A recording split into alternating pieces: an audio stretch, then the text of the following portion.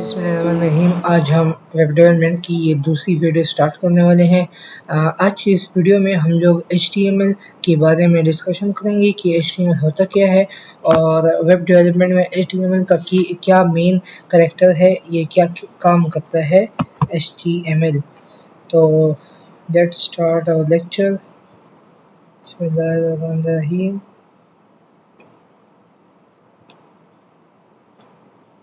अच्छा जी, what is HTML and what does it stands for?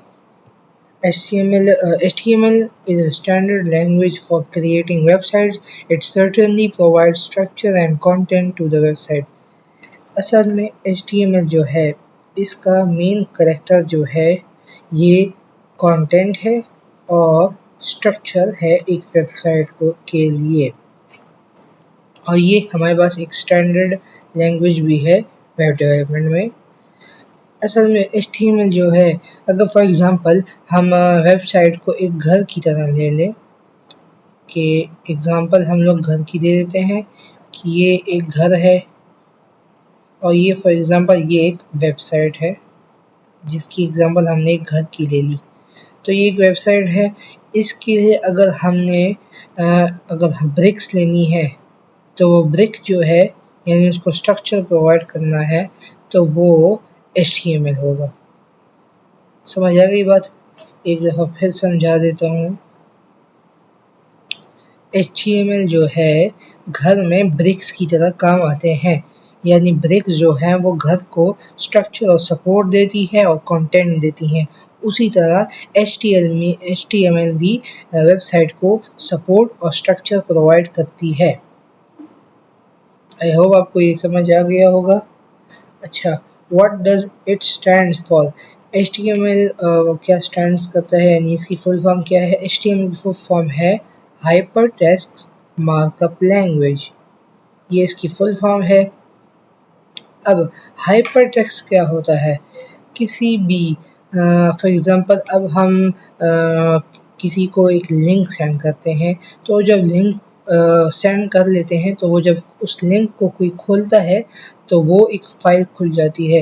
And for example मैं अपने दोस्त को व्हाट्सएप की एक लिंक सेंड करता हूँ, तो वो जब उस लिंक को खोलेगा तो उसकी व्हाट्सएप का इंटरफेस खुल जाएगा, या वो फाइल जो आपने भेजी है अपने फ्रेंड को वो खुल जाएगी। इसी तरह इसमें वेब डेवलपमेंट में हम जब एक सेंटेंस लिख लेते हैं, फॉर एग्ज़ाम्पल ये एक सेंटेंस हमने लिख लिया, जब हम इधर फॉर एग्ज़ाम्पल हमने इधर एक लिंक कॉपी पेस्ट कर लिया और फिर उसके आगे हम अपने सेंटेंस को कंटिन्यू कर रहे हैं, तो जब हम उस लिंक को खोलेंगे तो हमारे पास एक फ़ाइल खुल जाएगी।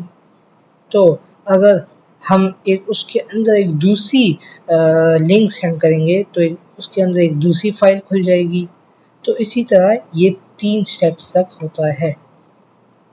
समझ आ गई बात? ये 3 स्टेप्स तक होता है।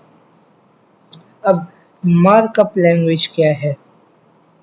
मार्कअप लैंग्वेज साइंस को भी हम कह सकते हैं। फॉर एग्ज़ाम्पल ये हो गया और ये हो गया और कॉमा हो गया, ब्रैकेट्स हो गए और अपॉस्ट्रोफी कॉमा हो गया, ये हो गया।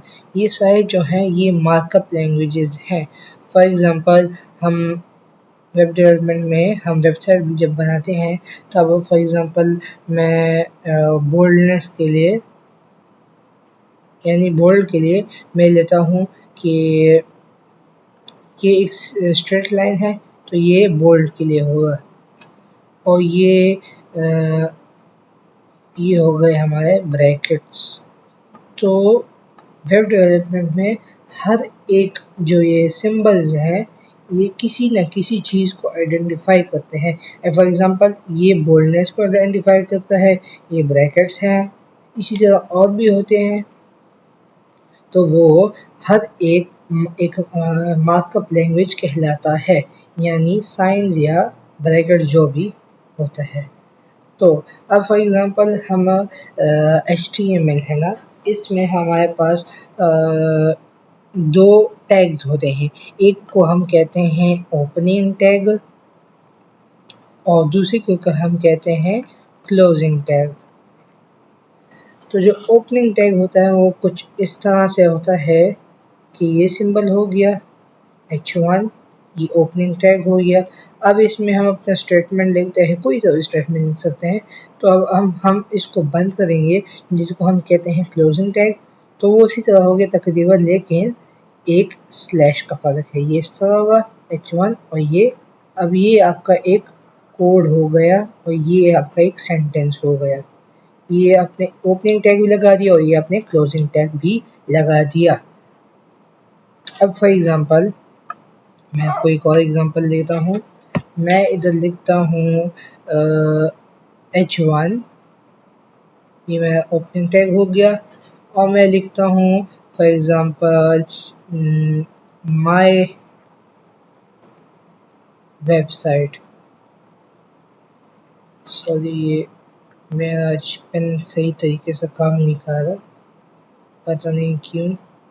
H1 ये ओपनिंग हो गया और माय वेबसाइट ये मेरा एक सेंटेंस फॉर एग्जांपल मैंने लिख लिया।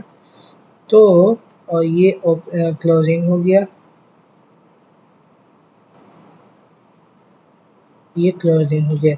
तो अब जब मैं इस सेंटेंस पे क्लिक करूँगा तो वो मेरे लिए एक पूरा एक पेज या एक पूरा एक इंटरफेस खुल जाएगा।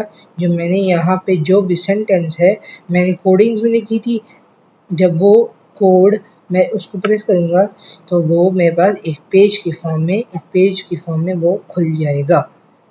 अब हमारे पास वेब डेवलपमेंट में 3 मेन कोडिंग्स होती हैं। एक होता है HTML,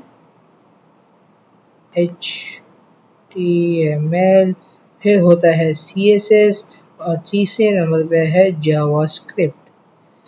HTML का मैंने आपको कहा था जो मेन मकसद है वो HTML का वेब डेवलपमेंट में मेन काम है कंटेंट प्रोवाइड करना और स्ट्रक्चर प्रोवाइड करना एक वेबसाइट को। और इसमें हमारे पास जो दो होते हैं, एक ओपनिंग टैग्स और दूसरा होता है हमारे पास क्लोजिंग टैग्स। सही हो गया।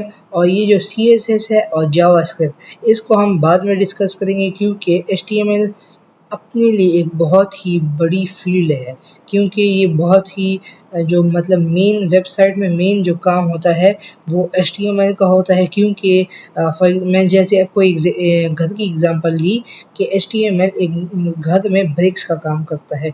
जब ब्रिक्स ही ना होंगे तो घर कैसे खड़ा होगा।